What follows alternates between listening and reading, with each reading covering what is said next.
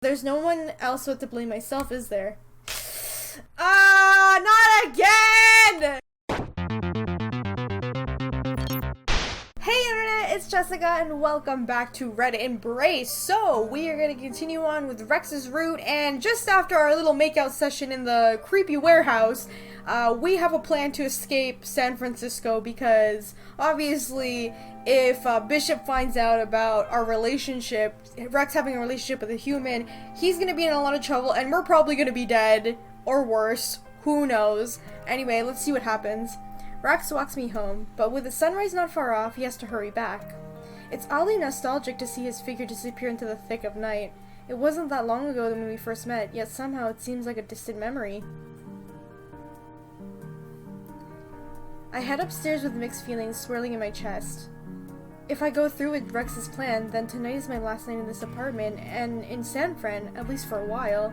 May seem crazy, and it probably is, leaving my steady job and normal life behind, all just to be with a guy I've only known for a few weeks. Yeah, this is a little bit insane. I know he has to leave because, you know, he might die and whatever, but, you know, vampires aside, how does it sound like when you're like, hey, I gotta leave because my boyfriend I just met a few weeks ago wants me to leave with him? But in a way, I think it's time for me to go. I was stuck in this place for years, and I never had anything or anyone to be really passionate about. Landlord's gonna be pretty pissed, poor guy. I flop onto the bed, a little giddy from the kiss we had earlier, but dog-tired. Before long, I drifted off into sleep, submerged in the happy image of Rex's fanged grin. Hopefully nothing bad happens. The next day, I scurry around my little apartment, stuffing everything I might need into my backpack. I call up Troy, too, and leave a hasty message on his answering machine, letting him know that I'll be taking off work indefinitely. He'll find someone else to cover the night shift, probably. The sky grows darker sooner than I'd like, and before long, I get the same sense that it's time to go. Wait, why are they leaving in the middle of the night? Like, you know, vampires don't like the daylight. Actually, that makes a lot of sense because Rex is a vampire, right? Yeah, I was about to say, why did they just leave? Unless they put it like an umbrella over him. You know? I don't know. I pick up my bag of things and head to the door, giving a last wistful glance around my apartment. One day, I'll come back here and get wasted over crying over Frank Sinatra albums. One day. Is that what he does in his spare time? Outside, there are a few people wandering around the streets, but I don't see Rex. My mind instantly starts to race through 100 awful possibilities. Did he get ambushed? Captured? Killed? Should I go back for him? I can't just stand around here or else... Hey baby, you're early! A eager voice behind me interrupts my thoughts. To my relief, Rex hurries up unscathed, being as happy to see me as I am to see him. You decided to show up. I'd almost started worrying. I paused, studying Rex's face for a moment. Is it me or does he look a little sickly? Oh, that's right. You haven't fed off me for a while, have you? You must be starving. I can let you take a little before we leave if you want. Nah, don't worry about me. I can wait until after we're out of here. I wouldn't want to drink from you without being able to enjoy every drop, yeah? That's the sweetest thing anyone has ever said to me. Despite his playful reply, I can't help but be a little concerned. There's a feverish look in his eyes, like he's trying to bite back pain. Let's go. Waiting here is making me all antsy. Right. That's bad if he hasn't drank any blood. I know, like, we don't want him to drink blood, like our blood specifically, but he may die, or worse. Without wasting any more time, we set off down the street, heading towards the nearest bus station that takes us far, far away. I follow Rex closely, trying to reassure myself that they'll be fine. He seems on edge too, eyes darting from the side to side as we walk along. The side roads feel like they're eerily quiet, even though that's typical for this time of night. Rex squeezes my hand reassuringly, but I feel like it's more to soothe his own nerves than mine. His hands tremble a little bit. I wonder if it's because he hasn't fed in a while. Damn it, why didn't you just drink from me earlier? Just as I started to believe that we'll make it out unscathed. Uh-oh. Footsteps start to approach us, and the shadow looms over me from behind. I should have known it wouldn't be so easy. Oh god. I turn to see a pair of towering figures leering down at us. I recognize them from last night. Those two were taunting Rex the loudest. Well, looks like we found a little traitor in his human buddy! Rex tenses beside me, grinding his teeth. Unlike the last time, he glares at his former clansmate's eyes narrowing to slits. Thought we carried out some vigilant justice. Bishop might even give us a reward.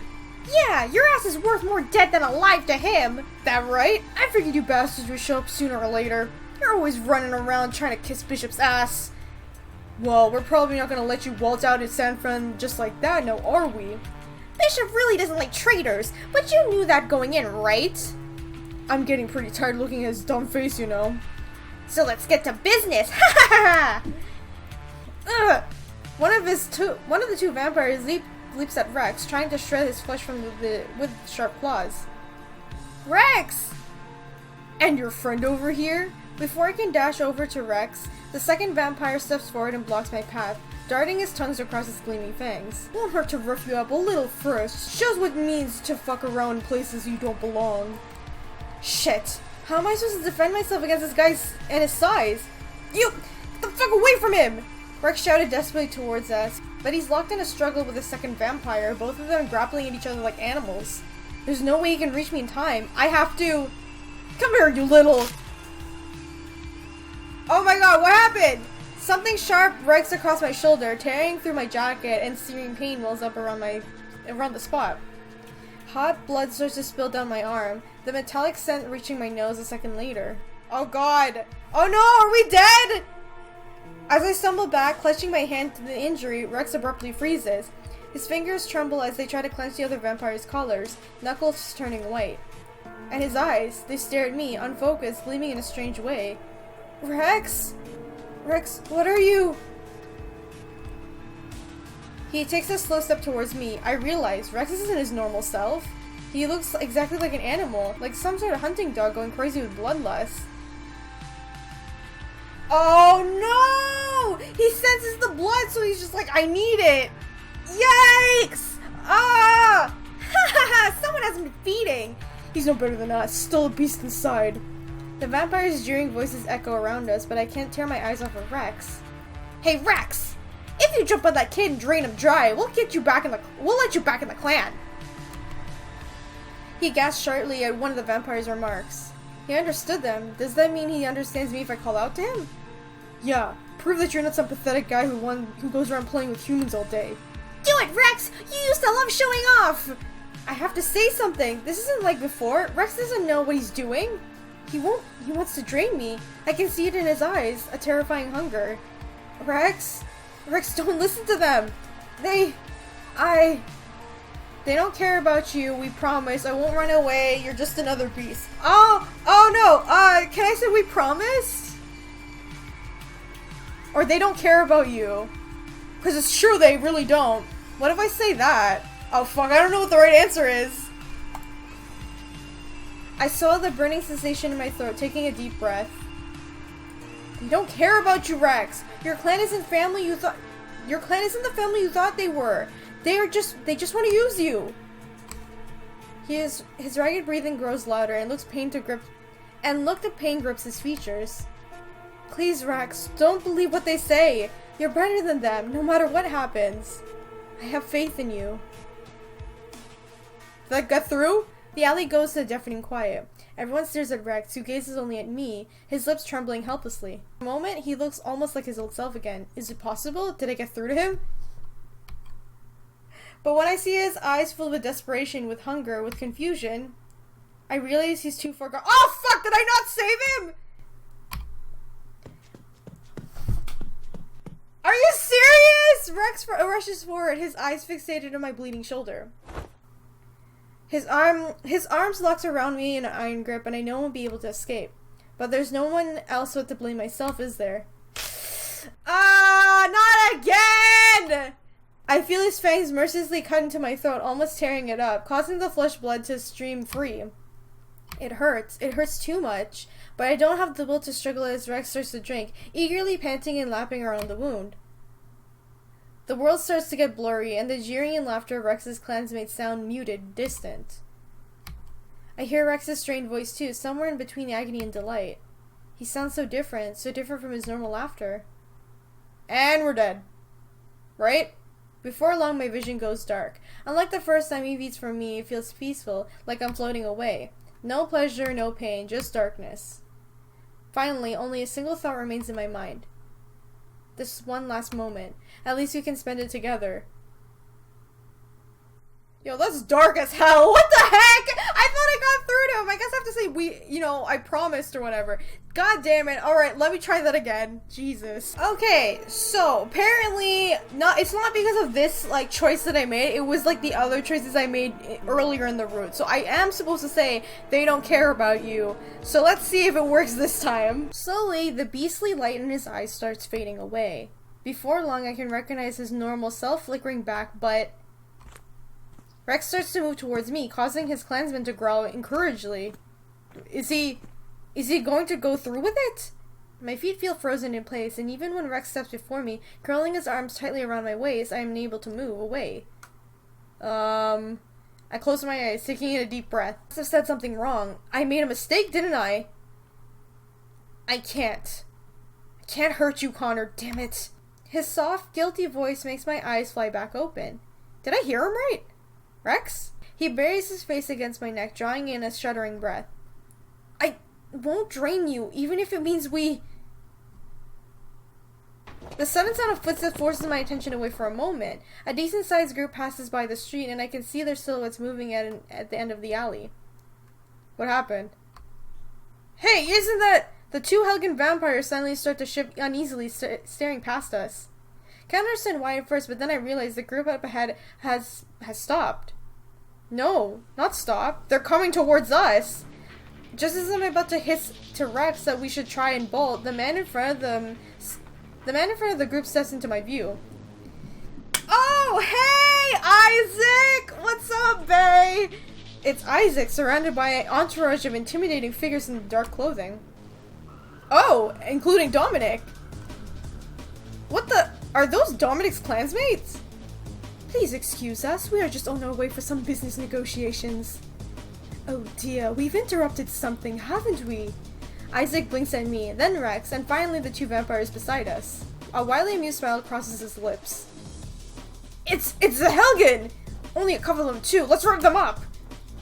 Hold on, gentlemen, you can't just... Like a horde breaking off their leashes, the group charges away from Isaac, straight towards us. Connor! Rex grabs me, pulling me away from the oncoming vampires. Luckily, we don't seem to be their targets, unlike Rex's clansmates. Okay, now they're fighting! Get off me, you! The alley turns into a complete chaos, blood splattering against the walls and coating the ground.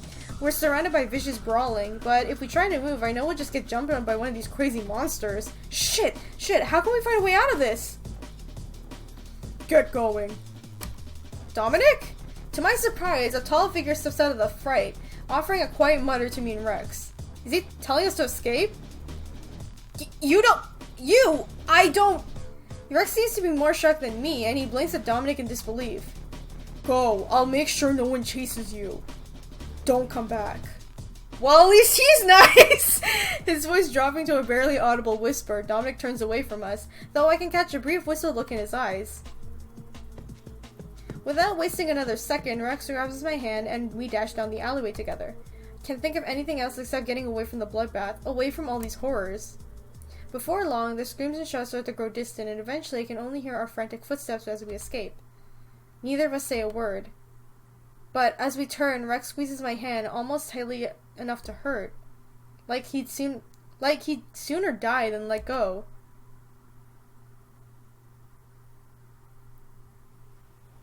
Where are we now? We escaped, right? The cool ocean breeze drifts through my hair. It's hard to find something prettier than the beach at night, so peaceful and calm, even right next to the big city. The ebb and flow of the tide is so rhythmic that it's almost hypnotizing to watch. Hey, stop staring at the water like that! You're gonna make me jealous! A sulky whine comes from beside me. Oh! A moment I glance over. An arm drapes itself around my shoulders and pulls me in close. Really, Rex? Jealous of the ocean? God forbid I look at an actual human. You might go into cardiac arrest. Don't rile me up, baby. You know how I get when I'm riled up. Snickering, I hug my arm over Rex's own shoulder, and we walk along the beach side by side. That's so cute! Look at them! It's adorable. It's kind of sad, though. This guy just doesn't change. Not that I ever want him to, of course. After we fled San Francisco on the last bus available to Glory Night, there was one place Rex insisted we visited. Phoenix, Arizona, so he could apologize to his old friends for leaving them behind. Ah! It turns out his old gang had split up, but Rex still managed to track them down. He couldn't fully explain what happened, of course, but they seemed to understand. Even if Rex can't get that family back, at least he made amends and he's found some peace in that. Now we've gone down to Southern Cali, and here in San Diego, we found a little place cheap enough for us to stay. My freelancing kicked off somehow, and making a decent wage from private commissions and bigger stuff, like book covers and game art. Rex, on the other hand, is still working night shift. He's a bartender at another club. Pretty seedy place, though he seems perfectly happy. We're almost like a normal couple, yet there's always this something separating us from a normal world. The threat that Rex might give in to his inner beast again if he doesn't feed from me each night. It's scary, I can't deny that. The frenzy look I saw in his eyes back in San Fran still haunts me to this day. But I'm determined to take care of Rex no matter what. I'll share his burden with him, even if it means danger is only a few steps away. I mean, damn, you must really love the fucking guy if you're being like, yeah, he might kill me one night, but it's okay! Saying that kind of cheesy stuff to yourself is how you know you're in love, I guess. Guess what, Connor? I made just something for when we get back. You tried cooking dinner again, didn't you? He picked up his habit of trying to make me food, which is really doomed from the start, considering he can't eat normal meals. Apparently, it's impossible for vampires to ingest them. Still, I try to choke down at least a little bit of whatever he cooks, since the happy grin on his face always makes it worth the indigestion later. Shit, yeah, how'd you know? The apartment smelled like someone tried to burn it down, that's how. Aw, man, I want it to be a surprise. Can't you just let a guy treat you for once? Uh-huh. How about you mix up a drink next time instead? You're pretty good at that. Yeah, you want a Bloody Mary so you can pretend like you're cool like me? Wow, how'd you know? Aw, it's cute! Rex's delighted laughter melts with the sound of the peaceful waves. No matter how much I hear it, I can never get enough of his voice. Always joyful, even in dark times. And even if it means I end up joining him in his curse one day, I know I never want to see his smile fade again. And that's the end of Rex's route. I can say that I liked it a little bit better than Isaac's. I like Isaac's character more than Rex, but like the way that Rex's route is written, I prefer it more. Just because there's like more of a slow burn rather than like with Isaac, they're automatically like, bam, we're banging. You know what I mean? With Rex, it's just like there's like a complication and they kind of like can't be together yet until that complication is solved. And even then, it's the story of the Red Embrace is a little shorter than, like, example, Chest of Blades and stuff like that. But it's still enjoyable. Again, I do wish there was more in-depth about his, like, backstory. I think all the characters need in-depth in their backstory because they get a glimpse of, like, what happened. Like, Isaac was kidnapped. And Rex was homeless, pretty much, and he hanged out with his friends, and then he got separated. There wasn't really much of, like, a description or like more of character development from that point of view, you know what I mean? So I still enjoy this route. I still enjoyed Rex's character. It was great. I think the romance option with Rex is a lot better than Isaac. And yeah, so you guys let me know in the comments, and you guys let me know who's the next vampire I'm gonna be romancing, or Connor's gonna be romancing. We have Dominic and Luca. So those are the two left, and you guys let me know what you want. And as always, if you guys enjoyed this video, remember to leave a like, subscribe, and hit the bell button so you know when I upload the next Red Embrace episode. And thank you once again to Argent Games for giving me a game key. Still love this game. It's still great. So yeah, I'll see you guys in the next video. Bye! Do I have to fight him now? I don't want to fight him! No! Oh fuck, oh fuck, oh.